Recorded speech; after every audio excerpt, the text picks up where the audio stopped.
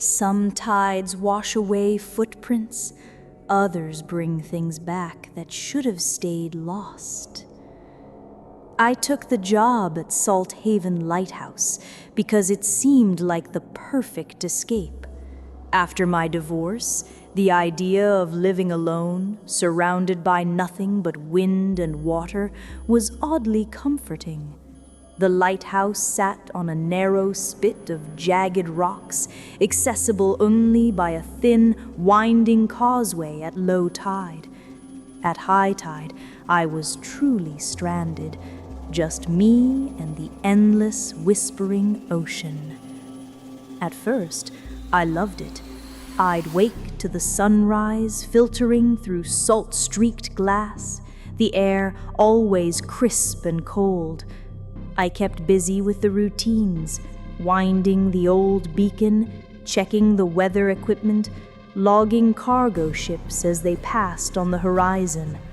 It was peaceful, and I started to feel like myself again. But then, the tides changed. I don't mean the regular rise and fall. I mean something in the water felt different. It started one moonless night when I went to bed listening to the surf slap against the rocks. I woke up hours later to the sound of waves still pounding below my window, only to check the clock and see it was 3:17 in the morning. The tide should have started to recede hours earlier, but when I looked outside, the sea was still high, nearly touching the lowest stone steps. It was then I noticed a strange rhythmic sound, tap, tap, tap, coming from the door at the base of the lighthouse. It sounded almost like someone knocking, but hesitant, too deliberate to be the wind. I froze, listening, as the knocking continued, slow and steady. I waited, expecting it to stop or fade away, but it didn't. It went on for what felt like an eternity.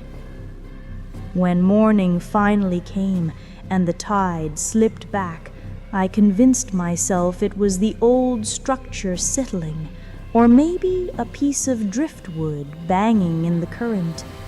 But the next night, at exactly 3:17, the knocking started again. I stayed in bed, heart pounding, telling myself not to answer, not to look. The days began to blur together, but every night the same pattern repeated, the tide refusing to go out, and that persistent, almost pleading knock at the door. I started to notice other things, too, like how the salt air grew heavier, pressing in on my chest, or how strange shapes drifted in the fog just beyond the glass. Sometimes I thought I heard voices riding the wind, muffled by the waves.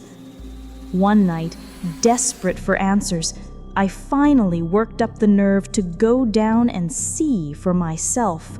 I wrapped a blanket around my shoulders and grabbed my flashlight.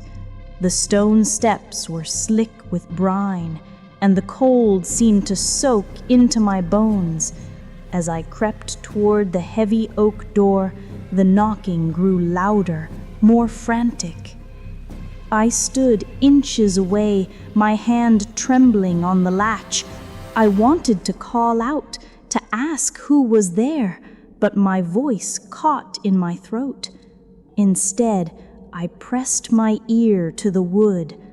On the other side, I heard a wet, rasping sound, like something dragging itself out of the sea. I staggered back, heart pounding.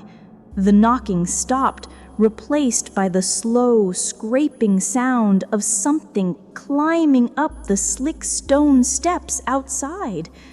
I raced up the spiral stairs and turned off every light, pressing myself into the darkest corner of the keeper's quarters. I listened as the scraping grew fainter, then faded entirely, swallowed by the hiss of the tide. I barely slept, watching the horizon turn pale with the first hints of dawn. The next morning, I found the door crusted with salt, wet handprints smeared across the wood. The sea had receded, but only for a few hours. By midday, it was lapping at the foundation again, high, insistent, as if it was waiting for something. I tried calling for help, but the radio only hissed static, and my phone signal was gone. Each night, the knocking came, always at 3:17. Some nights I saw shadows moving just beyond the lantern's glow, shapes that didn't belong to any living thing. It became clear I was no longer alone. The tides, the knocking, the voices, I felt as if the sea itself had claimed me, trapping me in a loop I couldn't escape. I stopped sleeping.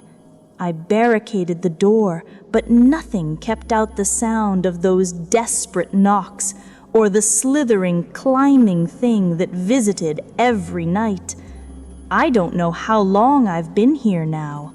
The calendar means nothing when the water never leaves, when darkness clings to the windows, and the sound of knocking has become my only companion. Sometimes I wonder what would happen if I answered, if I opened the door and let whatever waits in with the tide. But I know, deep down, that some things should never be let in. Some tides, once they find you, never recede. If you enjoyed the story, don't forget to subscribe for more.